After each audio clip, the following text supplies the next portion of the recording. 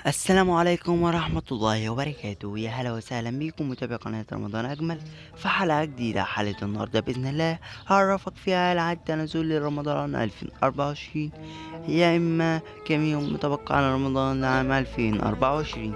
بس قبل ما نخش في تفاصيل الحلقة، عايزك أهم حاجة إنك تنزل تشترك في القناة وتفعل زر الجرس علشان يوصلك كل جديد، وشير وننسى تدعم اخواتنا واهالينا في غزة.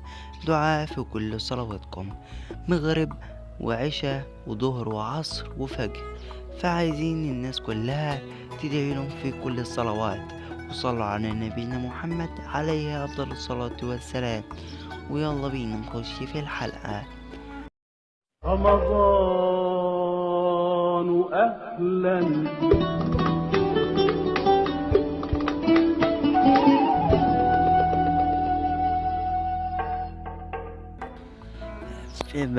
اولا هنبدأ بموعد شهر رمضان لعام 2024، وهيكون يوم 11/3/2024. بالنسبة بقى كم يوم على رمضان، فهيكون بين 128 يوم يهل علينا الشهر الكريم. اللهم بلغنا رمضان لا فاقدين ولا مفقودين يا رب العالمين. وشوف وشكم في الفيديو القادم. يلا سلام.